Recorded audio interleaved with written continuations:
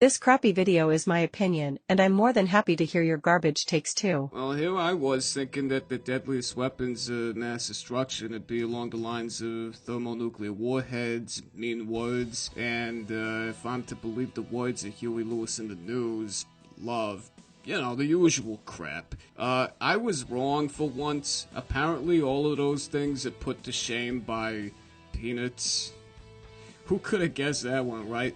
World War IV and probably III, they're gonna be fought with nuts, gluten, shellfish, and dairy products. Suck on that one, Einstein, you frickin' retard. You might be wondering how on earth that could be the case. Like, I love all those aforementioned food products. I might as well move to Venezuela for the free healthcare and consequently starve to death if I lived in a world without peanut butter, cause I eat that shit every day. As Socrates more than likely commented back in the day, life without having consumed peanut butter is a life not worth living. So imagine my Paul Joseph Watson imitation when I learned that there were quote-unquote people living among us who were obligated to eschew not just peanut butter, but basically every peanut derivative, lest they keel over and fucking die. What kind of existence is that? Here, I thought I was the one who doesn't think much of existence. You know, just sees it as a take it or leave it kind of deal. These guys say it's game over when they encounter nuts? That's more pathetic than Silver Surfers upon in this NES game. Anyway, before this video devolves any further into requiring a retitling or anything like that, I suppose I ought to address one of the major causes of this sudden outbreak. Yeah, that's right, there was once upon a time where these rules against what I can and cannot eat did not apply, and even suggesting them was grounds for being subjected to Uncle Tony's scrotum flattening machine.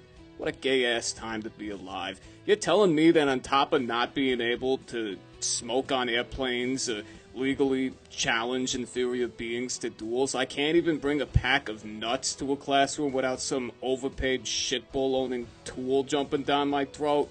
Give me a fucking break. These food allergies, they were never a major concern in days of yore from Britain Shore, and that's because people didn't feel the need to sterilize every goddamn aspect of their living space. I guess with running water being a much greater luxury back then, they didn't obsess over washing their hands like I'm told I'm supposed to. You know, just thinking back to when I was in first grade and the propaganda was dropped for the first time. Again, some overpaid shitball-owning tool came into the class one morning and stoked the fear-mongering about germs and how they're everywhere and how any one of them could get us sick at any time. Ooh, the whole class was paranoid from that point forward. And the teacher insisted we wash our hands after any activity.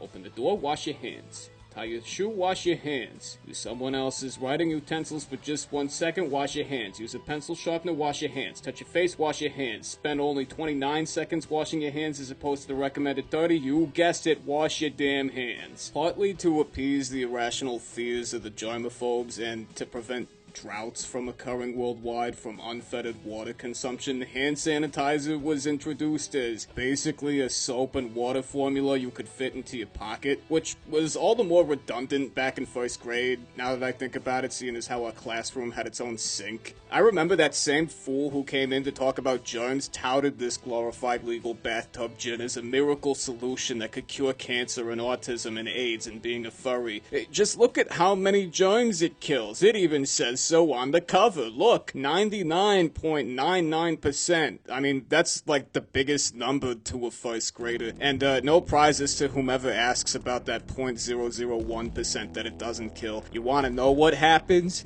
It's a secret that the pharmaceutical companies don't want you to know about. See, that 0.001%, however small its population may be, it's just gonna respawn in a matter of minutes and recover the lost numbers. But this time, the new faction of germs that you've helped create now has the same genes that enabled the initial population to survive. Great fucking job. You've created a new race of super germs that grow increasingly more immune to hand sanitizer's effects and evolve at lightning fast speed. Hope you're happy. Now we can waste millions and millions of dollars on research for coming up with a new novel strain of hand sanitizer that's gonna do fine for a little while, only for the germs to get the upper hand again, and it's just gonna go on and on and on and on. What's all this got to do with food allergies? Well, like I said before, a sterilized environment does not a healthy man make. We were just never meant to live that way. It's why we got an immune system. Literally takes out the lower grade germs that we come into contact with every second of every day, and we don't have to lift a finger. But only if it's got the experience. Turns out that dousing your hands with the same stuff we're always reprimanded for drinking on the basis that it kills brain cells. It does a pretty damn good job at killing the microorganisms that you play host to, good and bad alike. You know, make no mistake, having those germs, it's good. It's okay.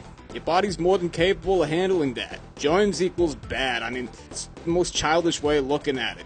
It's on par with the absurd notion that cold weather makes you sick. Like, I mean, it's cold a cold, so that must mean it's caused by the cold. Ooh, I'm a fucking moron. Hand sanitizer only serves to appease the irrational fears of germaphobes who refuse to eat steak unless it's the same color as their crap. It's just another example of weak people having a say in what belongs in public spaces at all times, and anything short of that is seen as a violation of some kind. And before any of you apologists jump down my throat and say, oh, this doesn't affect you, it fucking does. Those weak people who surrendered their natural immunity on the altar of their health misconceptions that stemmed from watching Osmosis Jones after they accidentally broke into their parents' pot brownie stash has consequences. Now they develop allergies for foods that are as common can be, and I gotta surrender my innocent jar of peanut butter to the powers that be every time I pay a visit to the teachers of my youth, like it's the fucking TSA. So, unless they develop something like an intolerance for water or oxygen, just stop. Stop buying this shit. Stop carrying it around with you everywhere you go and get a regular security item, like a blanket or a teddy bear. Oh yeah, did I mention it's also a colossal waste of alcohol? What a shame.